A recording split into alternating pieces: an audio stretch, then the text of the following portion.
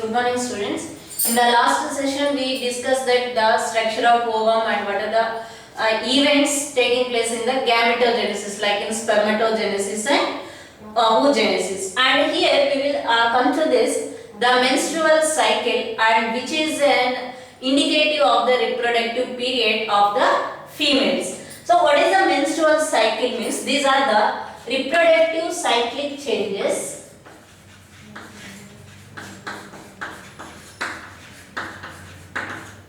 Cyclic changes occurred at every month in the uterus as well as in the ovary of the female. So these cyclic changes are known as menstrual cycle. And the term this menstrual cycle is referred to that the mensen. So mensen means here month. As these cyclic changes occurred at every month, so that is on average of 28 or 29 days of every month, so these are known as menstrual cycle. And here it is a characteristic feature of the primate mammals. So as we already discussed that this is a characteristic feature of the, that is when regarding the reproduction of the primates, and this occur only in female primates. So primates, example if we will say that monkeys, apes and human beings. So in this the females, in the female body, these cyclic changes, that is reproductive cyclic changes occurred at every month. So these are known as menstrual cycle. And here this menstrual cycle, during this period there are so many changes occurred both in the ovaries as well as in the uterus. So these changes, the total menstrual cycle. So that means if we will take first day of the menstrual cycle to the last day, so that is generally 28 or 29 days. Between this period of the menstrual cycle is divided into 4 phases. So we will discuss that 4 phases in the menstrual cycle. In that, the first phase is the menstrual phase. Menstrual phase, and the second one is follicular phase. Follicular phase, and the third phase is ovulatory phase. Ovulatory phase, and the last phase or fourth phase is luteal phase. Luteal phase. And this menstrual cycle starts at the puberty in the females, that is nearly 11 to 14 years. So between that on average it is said that 12 years, but generally 11 to 14 years of the age the first menstrual cycle starts, which referred as menarche. The first menstrual cycle occurs, which is known as menarche, and it starts about 11 to 14 years, or generally we say that at the age of puberty in the females. And if you see the first phase of the menstrual cycle, which is known as menstrual phase.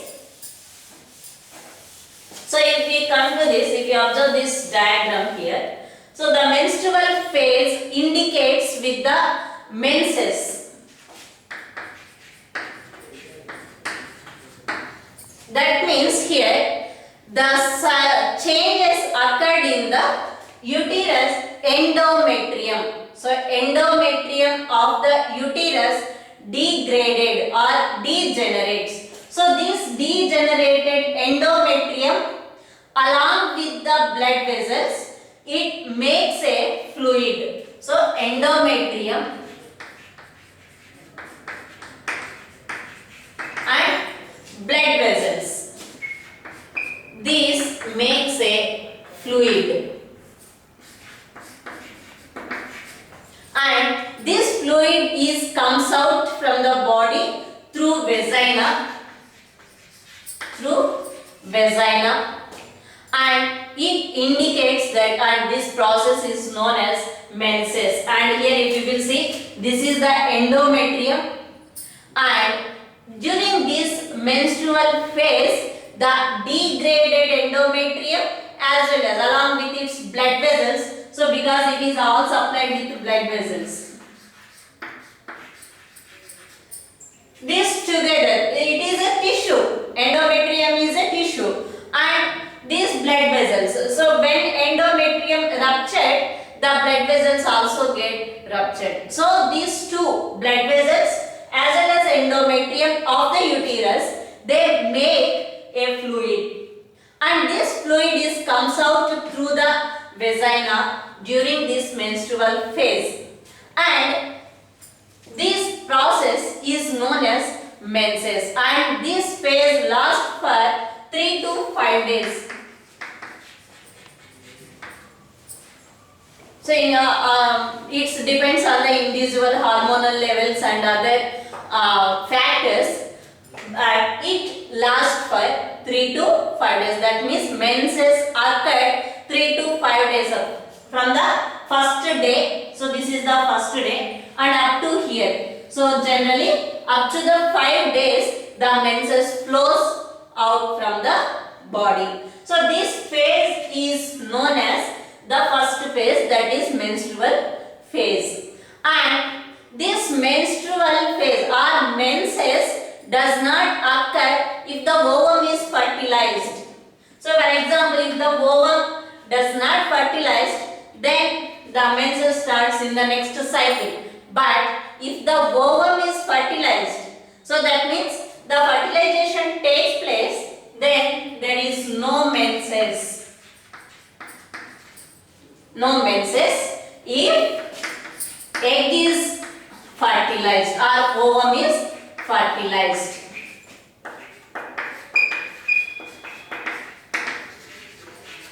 And during this menstrual cycle taking place, the hormonal levels, so that is ovarian hormonal levels, so that is progesterone and estrogen levels are in this case.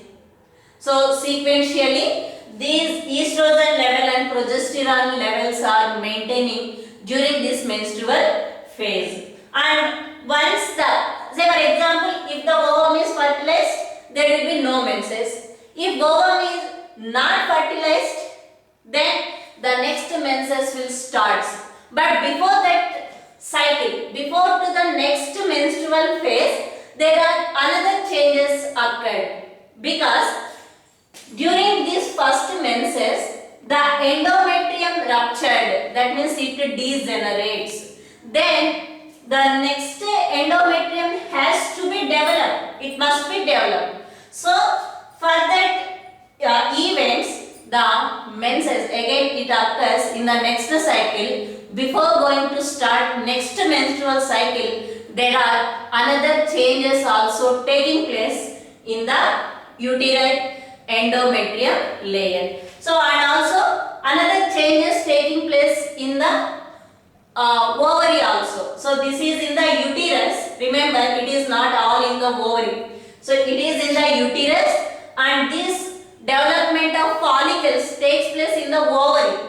So the changes occurred. That's why I mentioned that the cyclic changes occurred both in uterus as well as in the ovary. These changes are in the uterus and these changes are in the ovary.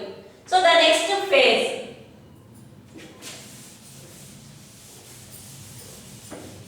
the second phase is follicular phase. Follicular phase. So here In the follicular phase, the follicles are developed. So that means the first primary follicle or primary oocyte, and again the squamous epithelial layers are formed around the primary oocyte. So these all changes occurred. See, the development of follicles takes place during follicular phase. So when these follicles are going to be developed, during that same period the estrogen levels are increases. Because these growing follicles releases estrogen. When the follicles are going to be developing continuously, the levels of estrogen is also increases. See, when the Graafian follicle develops completely, the estrogen levels are very high. So that changes are taking place. That means developing of ovarian follicles takes place during follicular phase. So these completely, once the Graafian follicle develops, and this Graafian follicle, the completely developed Graafian follicle releases this estrogen. So as a result of this, the estrogen levels are increases during this period, and this developing of follicles are taking place from the first day of the menses up to the nearly 13th day. By the 13th day, the Graafian follicles are completely developed, then it is ready to release a ovum. So this is the follicular phase. So in the follicular phase, mainly two events occur. One is developing of follicles, then the releasing of estrogen. Estrogen levels get increases. Then the third phase is ovulatory phase. Ovulatory phase at the exactly middle of the menstrual cycle. So middle of the menstrual cycle means, so here we are studying 1 to 28 days is the menstrual cycle. At the middle of the menstrual cycle means at the 14th day. On average, it is on the 14th day ovulation occurred. So that means, so here this is the middle of the menstrual cycle, and at this day, at the 14th day of the menstrual cycle, so here the Graafian follicle ruptures. So here the Graafian follicle ruptures and releases ovum. And here during that period, here the gonadotrophins. So during this process is known as ovulation. Releasing of ovum from the Graafian follicle is known as ovulation. So during this period, during that ovulation period, the gonadotrophins, so that is FSH, follicle stimulating hormone, and LH, luteinizing hormone. So these two hormones, so if you will see that at the middle of the menstrual cycle, at the 14th day of the menstrual cycle, the LH levels increases rapidly. It attains its peak level. So this is known as LH surge. So that is known as LH surge. What is LH surge means? The rapid increasing in the levels of the luteinizing hormone, or the luteinizing hormone attains its peak level, maximum level. So this is the peak level of the LH. So this is known as LH surge, and during that period the ovulation occurs because this luteinizing hormone enhances the ovulation process, that is releasing of an ovum from the Graafian follicle is completely influenced by the LH hormone, luteinizing hormone. So because to release an ovum from the Graafian follicle, so this Graafian follicle must undergo some changes to rupture because it is a multi-layered follicle. So there are so many layers around this ovum, and generally it is the secondary oocyte. So that's why in these layers there are so many changes has to be occurred to rupture the Graafian follicle. For that process, this LH is responsible. So that's why it attains its peak level, and that condition is known as LH surge. Once the ovulation takes place, then it comes to normal levels. So that is it takes place at the 14th day of the menstrual cycle or at the middle of the menstrual cycle. It is very important to that on which day the ovulation takes place. So not at the first day or last day of the menstrual cycle. It is exactly at the middle of the menstrual cycle. And then the fourth phase is luteal phase. So the fourth phase, which is known as luteal phase. During this phase, what exactly happens means, this phase is taking place in the ovaries. Once the Graafian follicle ruptures and releases an ovum, this degenerated Graafian follicle is develops into another yellow colored body which is known as corpus luteum. Corpus luteum. See, ovum is released. So then, now if you will take only this degenerated or ruptured Graafian follicle, so because it is a full of cells, cellular mass it is then this develops into an yellow colored body which is known as corpus luteum, and this corpus luteum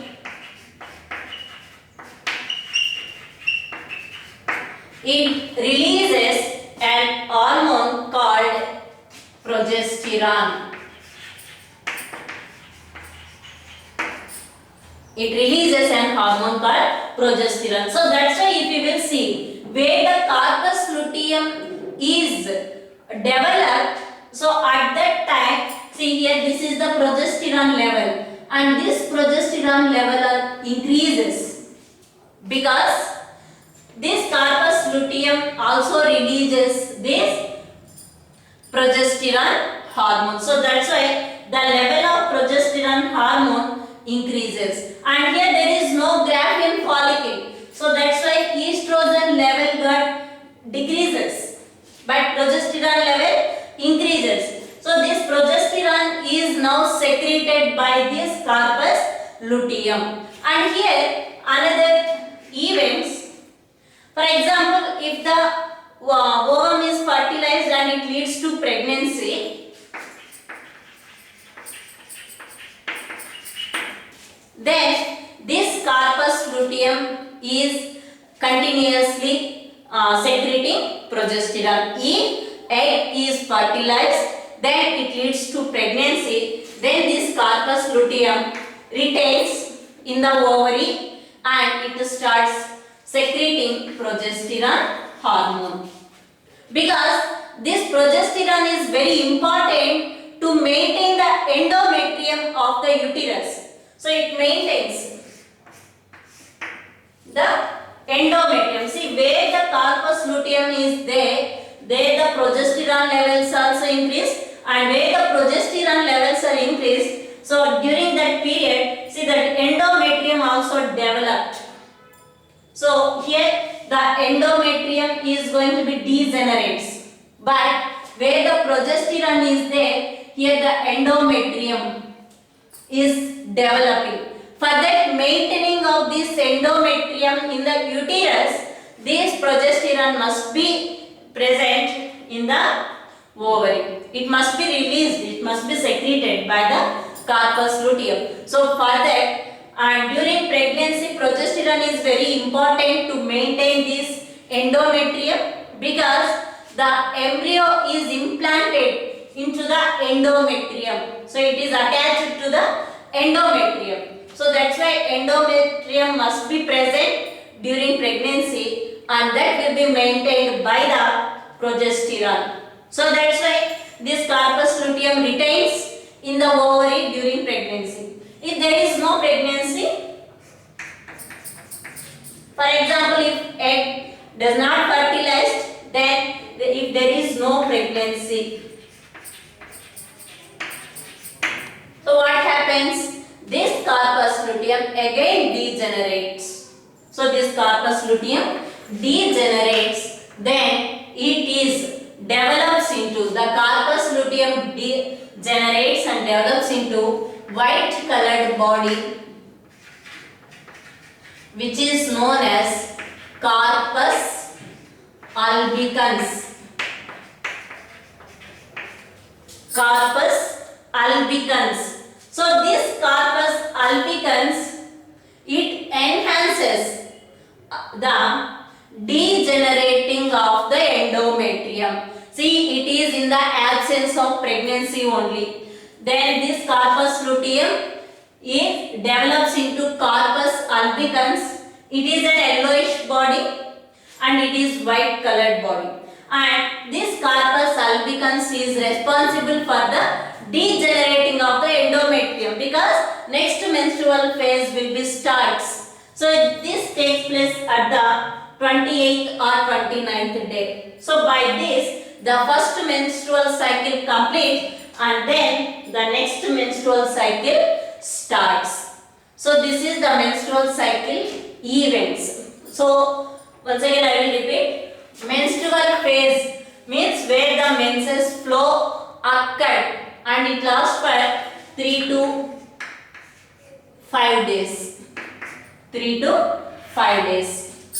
And then the follicular phase. So follicular phase means here it is from 1 to 13 days of the menstrual cycle, where the follicles are developed. And the third phase is ovulatory phase. And during that ovulatory phase, so it is at the 14th day, where the ovum is released from the Graafian follicle.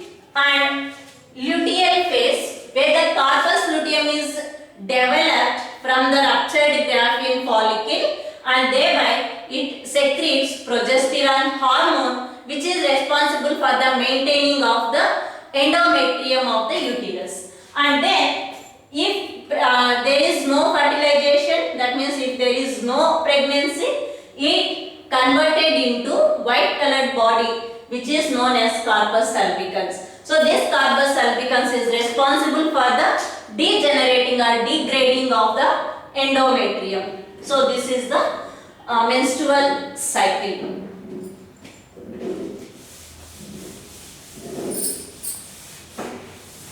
Now we will go to the fertilization process in the human beings. So before going to that, some events takes place.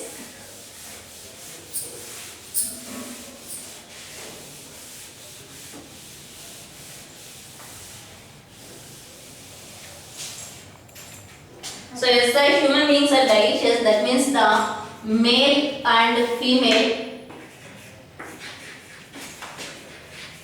are different. To fertilize an ovum, this must be, that means the sperms must be reached to the female, and here the fertilization in human beings, the fertilization takes place inside the female body. So that's why the sperms which are released by the male must be reached to the egg which is present inside the female body. And further, there is a process which is known as copulation. Copulation. So copulation means here the male individual is deposited the sperms into female body. Into the female body. So the deposition of the sperms into the female body is known as copulation, and this takes place. The male individual deposited his sperms through penis, which is known as a copulatory organ of the male, and into the vagina of the female, or into the female genital tract. So we can say that into the female genital tract. And this process is known as, that means the deposition of the sperms through penis into the female genital tract is known as copulation. And during that copulation, or it is also known as insemination. Insemination means releasing of semen into the female genital tract. So copulation means, so it is a contact of the penis with the female genital tract. So due to this copulation, the insemination takes place. That means the deposition of the sperms takes place into the female genital tract. And here the male individual, for one ejaculation, so one ejaculation means releasing of semen into the female genital tract. So it is known as ejaculation. For one ejaculation, the male individual releases 300 to 400 million sperms.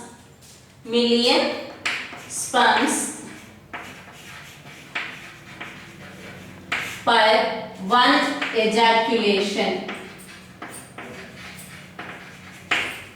So for one ejaculation, the male individual releases 300 to 400 million sperms, and these sperms are deposited in the vagina of the females. So these are the semen, are including the semen. So that means the semen means here we have to remember that semen means it is not only contains the sperms. So this is the mixture of sperms which are released by the testis plus seminal fluid. So this seminal fluid is the secretions of the male accessory glands, that is seminal vesicles, prostate gland, bulbourethral glands. So all these secretions along with the sperms is known as semen, and this semen is ejaculating into the female genital tract, and this seminal fluid contains fructose which nourishes the sperms, and some enzymes and mucus and some nutrients, some minerals like calcium, zinc, magnesium.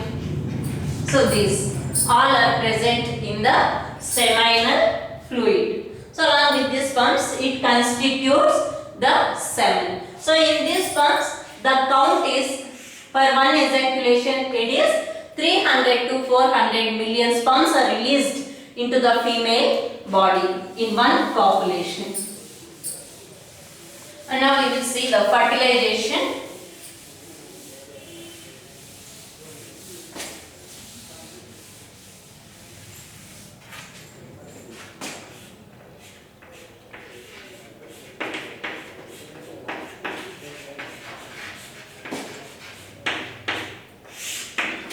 Fertilization in human beings, it is very complex process as we compare with the lower vertebrates and lower organisms like invertebrates and all. So here the fertilization in human beings, it is internal fertilization. So that means inside the female body. Inside the female body.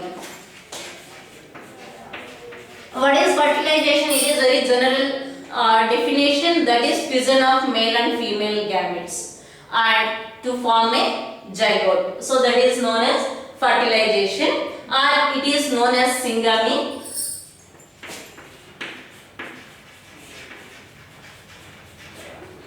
Syngamy. And here the human beings are viviparous animals. That means the fertilization takes place inside, embryo is develops inside the female body, and the female is nourishes the developing embryo or fetus through placenta. So that's why these are called viviparous animals. So through this placenta, the mother supplies the nutrients to the developing fetus or developing embryo. So here, and in human beings, so the gestation period. So here the gestation period already we mentioned that is the developing fetus in the uterus. So when the blastocyst stage, later we will discuss what are the stages, and here the embryo when it reaches to the uterus. So because the fertilization takes place in the isthmus, so ampulla isthmus junction, that is in the fallopian tubes. So then it reaches to the uterus for the implantation. Once the implantation takes place, the further development takes place inside the uterus. So that period of the developing fetus in the uterus is known as gestation period. Gestation period. So in human beings, what is the gestation period? So generally we will say it is a 9 months. So in the human beings, the gestation period is 9 months. If we convert it into weeks, so it is 38 weeks. 38 weeks from the fertilization takes place. Say for example, if when the fertilization takes place, so when the ovum is released, so if it is the menstrual cycle, so this is the first day and this is the 14th day. So here from the first day to 7th day it is 1 week, and from 7th to 14th day it is the 2nd week, and here the ovulation takes place, and nearly within 24 hours if sperms are available, then fertilization takes place. So 1 or 2 days we can count it. So here the fertilization takes place. So from this 14th day of the menstrual cycle, if we will count, then this is the 38 weeks from the fertilizing.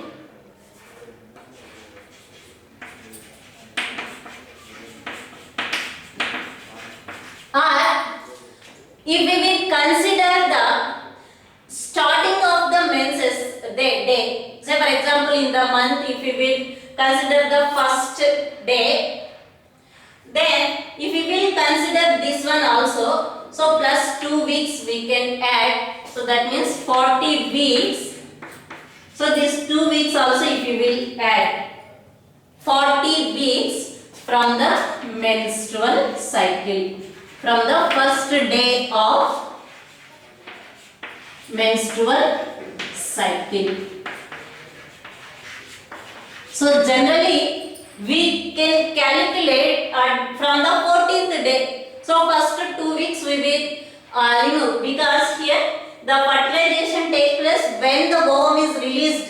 So then only fertilization takes place. But during from the first day to 14th day, there is no ovulation, there is no chance of fertilization.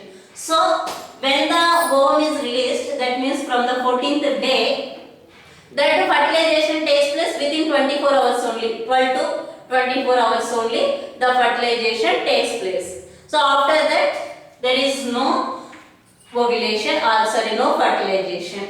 So here we can consider generally it is a 38 weeks from the fertilization or from the ovulation.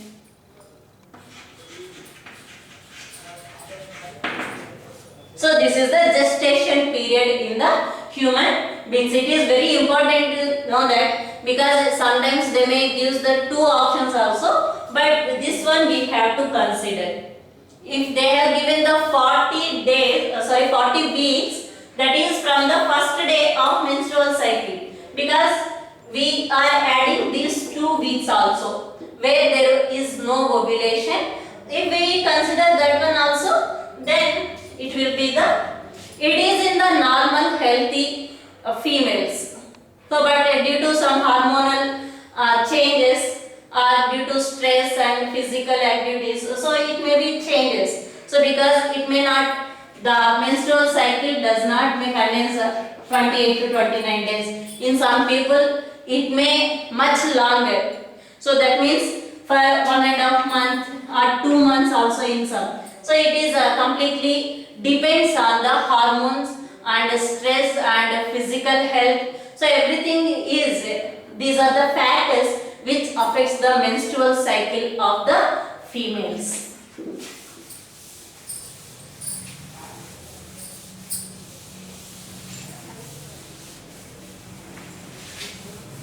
So in the next class we will discuss what are the events takes place in the fertilization, how the sperm undergoes some changes, and what are the changes takes place in the ovum also, and how the fertilization takes place. So before going to that, just we already discussed that the structure of ovum and structure of sperm. Now we have to remember that how these structures of the sperm and the ovum are very important for this fertilization process. So in the next class we will discuss these events of the fertilization.